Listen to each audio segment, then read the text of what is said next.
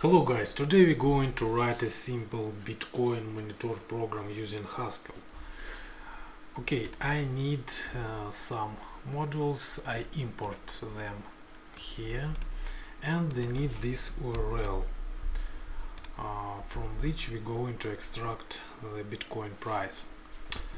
So the first thing I need to write some helper functions, and the first function I will call it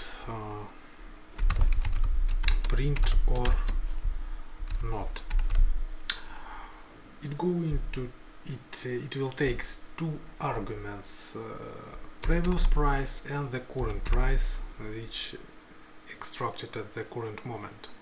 Okay, and the do compare our previous price with our current price, and if them not equal, we create print action. We want to print the new price on the screen, and otherwise we going to create an empty action. This will be the first function. And okay, and next function I will call it parse d, which it will just parse the data from from JSON format and extract a price from it. Okay, it will take only one argument, the JSON data, and we need to parse it. Okay, I don't want to parse it. I will use some library. It called JPath. It's something like XPath, which we can use in HTML. When we work in HTML, we can create XPath queries. So something like that we can do with JSON. Okay, and we will use a function called gpath, and this function takes some query to extract data from JSON. Okay, this query. You can look at the JSON by this URL, and you will find what at this path the Bitcoin price is presented this path. Okay, so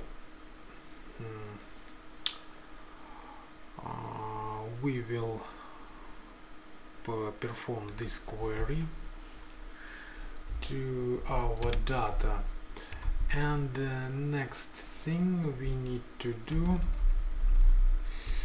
it will return a list of results, and we need to get a tail, to get a head of this list, the first match result, and the price will be where. Okay, and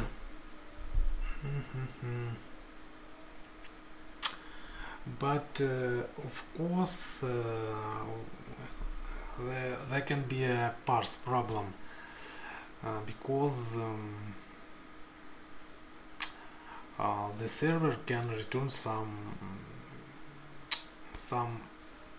unexpected data to us. Okay, and we need to handle this error, and in this, if this happens, the JPath will return an empty list, and we cannot extract the head of it. Okay, but we know what the lists have an alternative instance, and we can use it with this operator. I don't remember how it's called,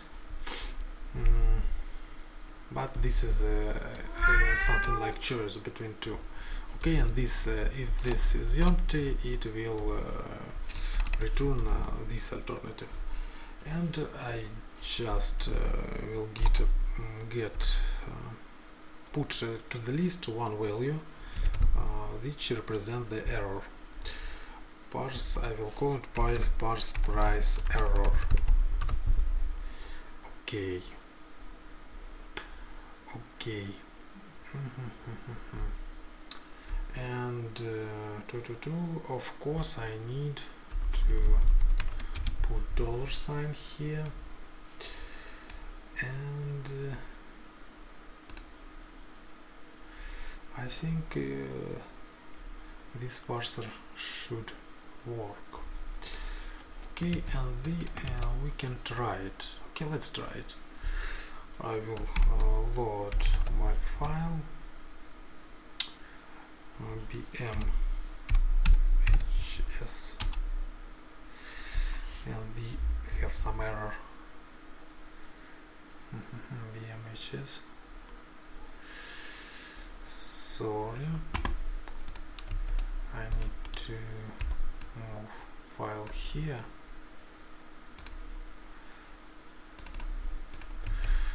And if I load it, okay, error line.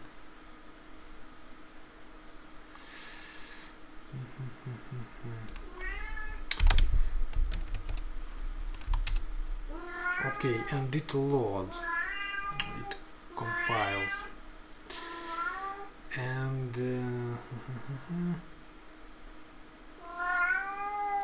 and next thing we need to do before we can check it, we need to extract the data from web, and we will use simple HTTP function. We will get a URL to it, and on result we have some byte data which we need to transform to a string, and we will use unpack method for this.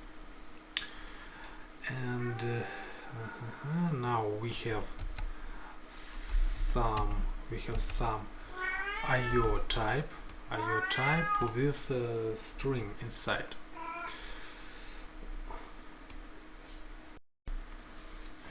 Okay, and I think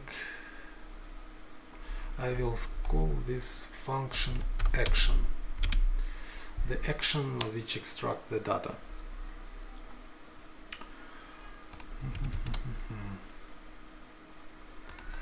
Let's check if it compiles.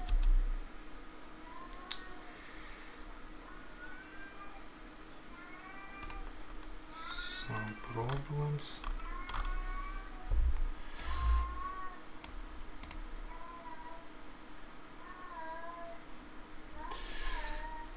Okay, I need some braces here, I think.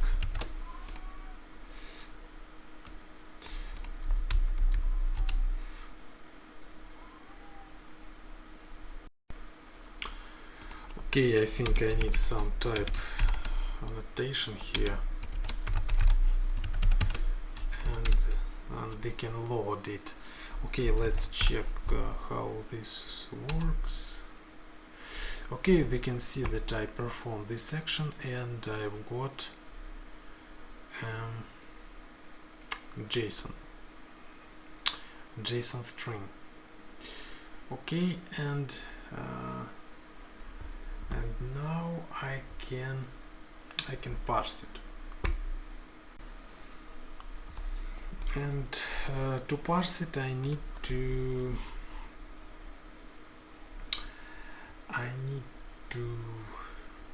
take all this value. This is a monadic value, and I can use bind with it and pass it to lambda function to access the data, to JSON data. And here I can just parse, use this function parse. Okay, parse d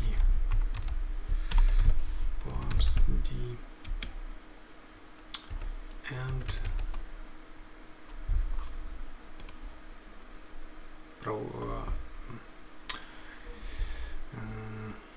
apply the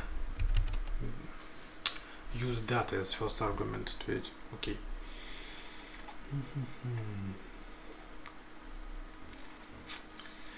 Okay, and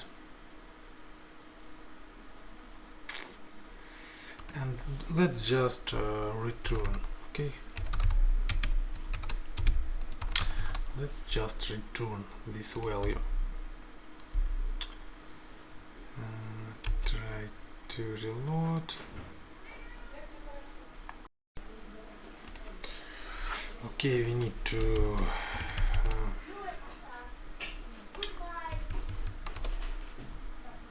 provide types here, and it will compile. Okay, next thing, we will try to run it. Okay, and we can see that the price is extracted. Okay, but I want to repeatedly extract this price, and how can I do it? Okay, of course I need to. Okay, of course we need to use some recursion here, and okay,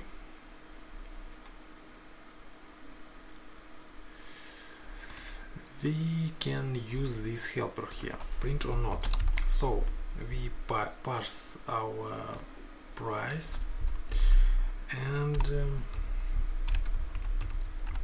the first thing we need to do is to print it or not print it based on the previous price, but we have no previous price here, and we need to provide it via argument. And and of course we need to pass this argument here. Okay, this will be the first action, and also we need a second action. The second action here, I think, after the print or not, we need to do some delay to not overload, to DDoS our API Bittrex service. Okay, and we will use free delay function here for 1 second. And after that we need to recursively call our action here again with parse d with a previous price, with a price from this step. Okay, and I think this should work. Okay, let's try to run this. As always, problems. And I think problem is that I need to provide new type here. Okay, and let's try run our action with the start price 0.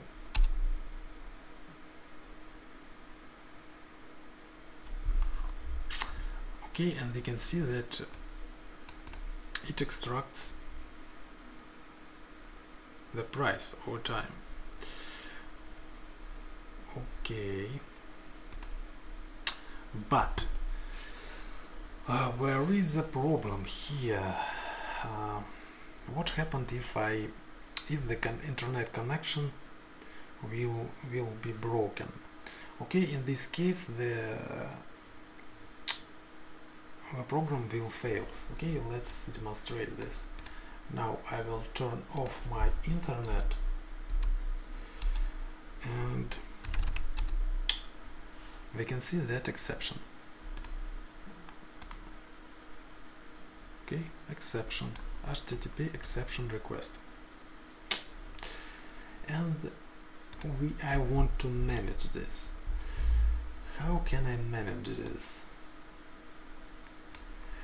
I need to use Haskell catch function. Let's look at its type. Okay, this function it takes some action, and a function which takes an exception and produce a new action, and it returns a new action. So if this action fails, then this function will invoked to try to perform a new action. Okay, and let's write this function, error handling function. I call it onErr and provides type signature of it. It will take string and the next argument will be HTTP exception type, and it will return an IO action.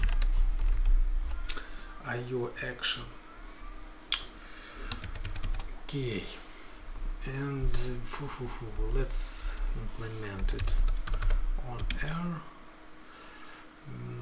This is the previous price, this is the exception, and let's define our function body.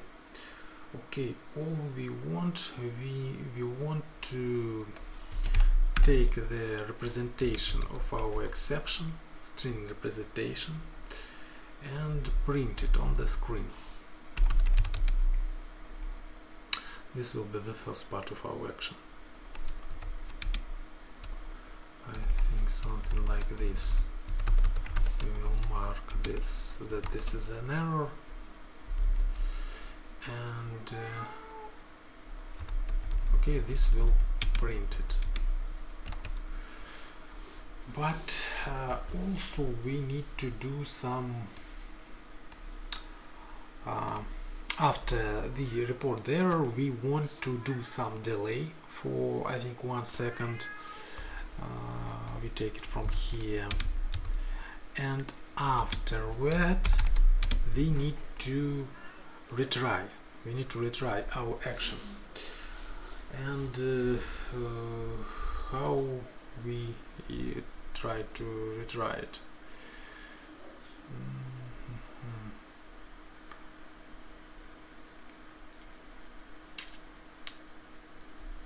Okay, first of all, we need to define our main function. I will call it go, and this function will take previous price, and it will use catch function to catch the problems with this action. So we need to provide this first action here with previous price, which we already written, and also we need to provide a handler function. The handling function is this function, and we need to provide it here in the case of our error. Okay, and here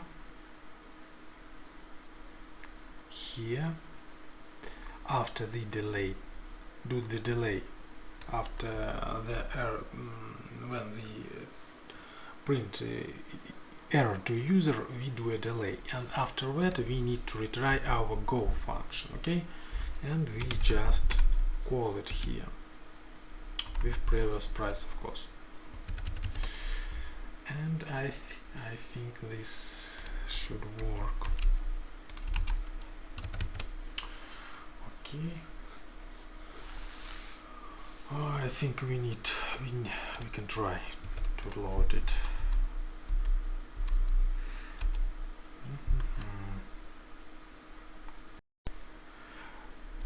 I think I need to remove this type signature from here and it will load.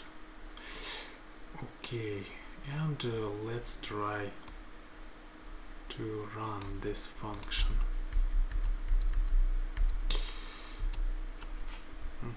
I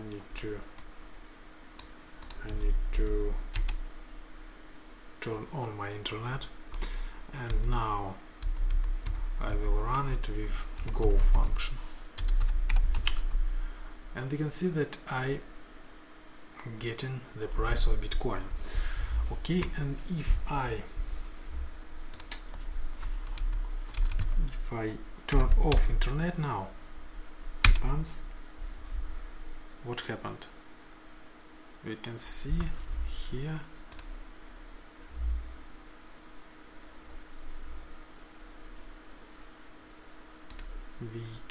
that nothing happens. Why nothing happens?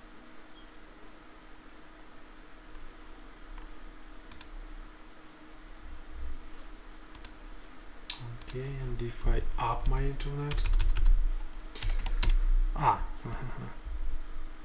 you can see this exception. But now I turn on my internet and the program handle this situation, and it reworked. Okay, it didn't start to work now. And if I turn off my internet now again, turn off, I think some timeouts here, and I need to wait for this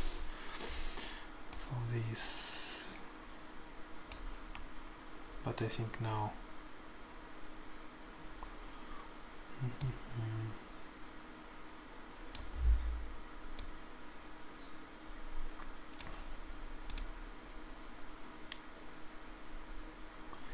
it just hang. And here we can see that now I've got the exception, I think after timeout, and it will print me exceptions until the internet connection will